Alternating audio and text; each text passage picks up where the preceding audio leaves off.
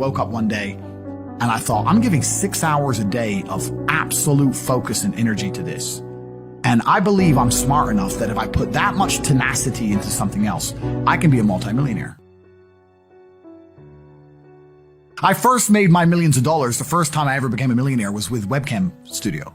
Oh, really? I didn't know that. Yeah, this is how I first ever made money. I mean, I was a kickboxing world champion, but kickboxing's not boxing, right? Yeah. So I'd make like $100,000 a fight. You fight 2 or 3 times a year. You pay 20% to your manager. You pay taxes, but you're not rich. So you get like 30 to 40% of the money. Yeah. And I didn't consider myself rich, like 30, 40 grand chunks, look, twice a year, maybe 3 times a year, living in London rents, need a car. Mm-hmm. You're trying, like you're not rich in any way. And that's actually the reason I retired, because I woke up one day and I thought, I'm giving 6 hours a day of absolute focus and energy to this.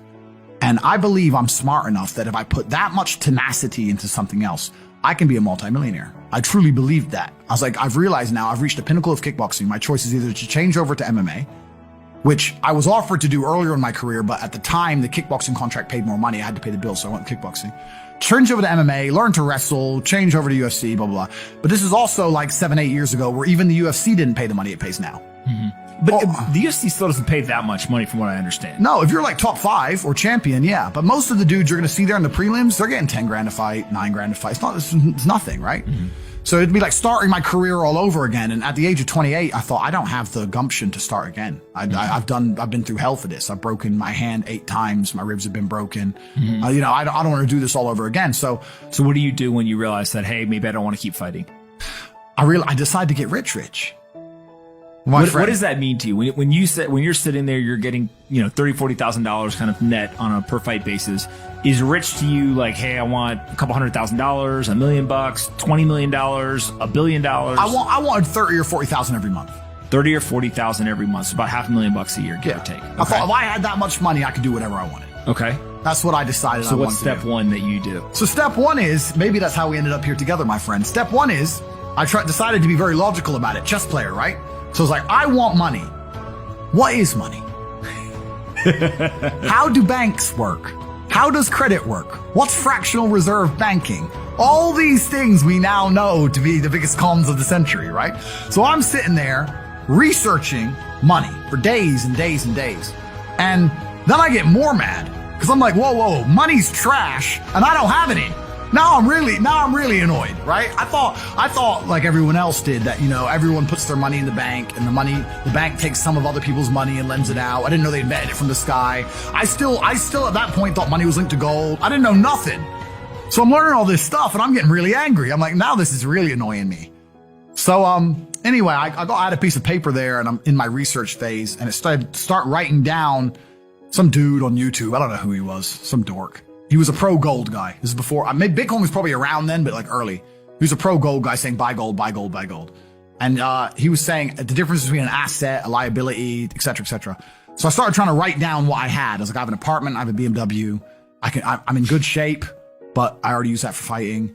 What can I do? I can play chess. I'm just writing down the things I have and what I'm good at. And then I kind of realized, I was like, I've got like 8 girlfriends.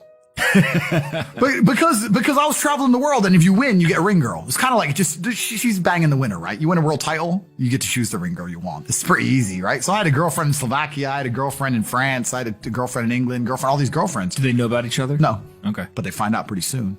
So I had all these girlfriends, so I'm like, maybe I could open a strip club and like be a pimp, and, be a gangster about it, And then that opening a strip club. That's literally the first thing you thought about was opening a strip club? Well, I thought I have these beautiful girls. How can this is before like Twitch existed. Mm-hmm. So I was like, what can I do with these hot girls? I was like, it's just an asset, right? There's these girls and a lot of them were messaging me.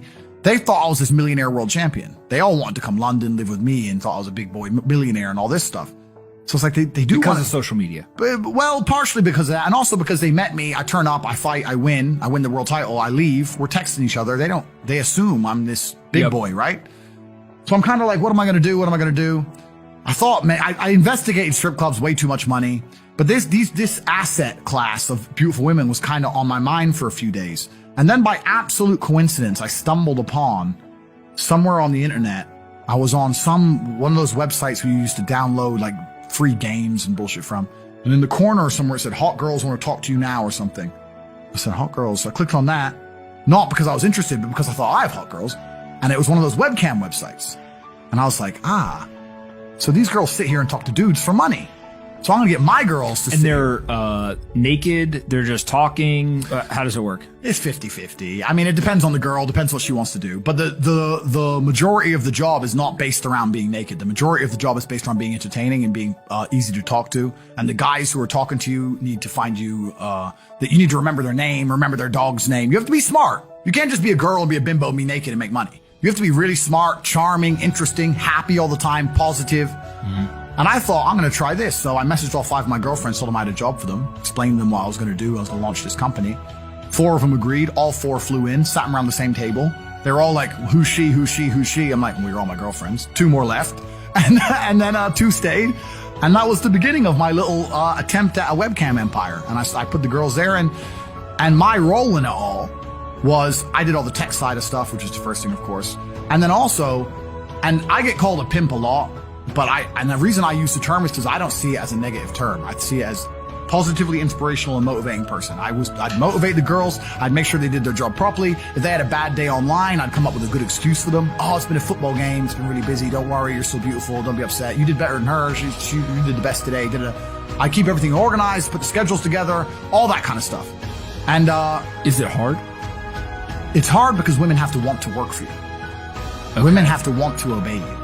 That's what's hard. And you don't do that. This is one of the biggest misconceptions. I really want to clear this up. People in the movies and stuff, pimps are like aggressive, mean men. Complete opposite. Pimps are more like James Bond. James Bond's a pimp. He sleeps with a girl to get information. He doesn't care about her. He is absolutely and utterly a pimp. He doesn't hit her. He makes her love him. She does what he wants. He uses sex as a weapon to reward her, and then he disappears. That James Bond is absolutely and utterly a pimp.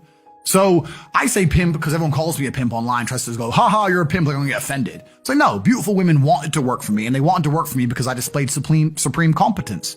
And they knew if they worked for me, they'd make a lot of money. So whenever I was out, I'd meet a waitress and say, well, you're working 10 hours a day for pennies. You can work 10 hours a day for me, make 10 grand a month, 20 grand a month. And over time, I just built up this big little empire of webcam girls. At one point, I had 4 locations, 75 girls working for me. And we say locations, like, explain what goes into a location. I just rent houses. All right, so you rent a house, and in the house, you just literally, hey, go live here. There's like technology set up, and then you can basically just sit in front of the computer and literally be on the other end of one of these webcams, and guys are paying by the minute, by the hour, whatever, to talk to you.